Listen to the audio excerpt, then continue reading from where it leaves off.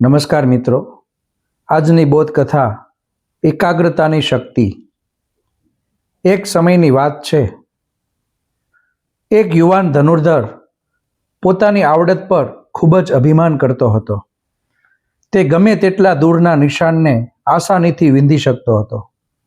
એક દિવસ તે એક વૃદ્ધ જૈન ગુરુ પાસે ગયો અને તેમને પડકાર ફેંક્યો. ગુરુએ કોઈ દલીલ ન કરી, પણ તેને એક ઊંડી ખીણ પર લટકતા એક સાવ પાતળા અને જૂના લાકડાના પુલ પર આવવા કહ્યું. ખીણ એટલી ઊંડી હતી કે નીચે જોતા જ માથું ચકરાઈ જાય. જૈન ગુરુએ પાતળા લાકડાના પટ્ટા પર મધ્યમાં ગયા. સાવ શાંતિથી ઊભા રહ્યા, ધનુષ કાઢ્યું અને દૂર એક ઝાડ પર રહેલા નાના ફળને વીંધી નાખ્યું. ત્યારબાદ તેમણે યુવાનને કહ્યું, હવે તારો વારો છે. યુવાન જ્યારે એક કાંપતા અને લટકતા પુલ પર ગયો ત્યારે નીચેની ઊંડી ખીણ જોઈને તેના પગ ધ્રુજવા લાગ્યા. તેના મનમાં વિચાર આવ્યો કે જો હું પડી ગયો તો?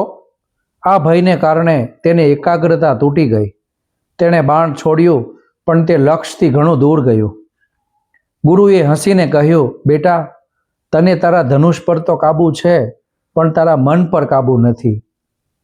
સાચી એકાગ્રતા એ નથી કે જે માત્ર અનુકૂળ પરિસ્થિતિમાં દેખાય, પણ સાચી એકાગ્રતા એ છે જે ભયાનક પરિસ્થિતિમાં પણ તમારા લક્ષ્ય પરથી ડગે નહીં.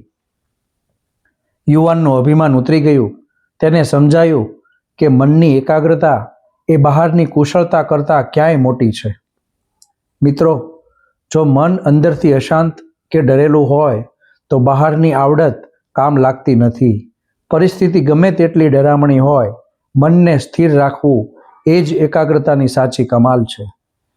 મિત્રો, આપને મારી આ બોધકથા ગમી હોય તો મારી ચેનલને લાઈક અને સબસ્ક્રાઈબ જરૂર કરજો. આભાર.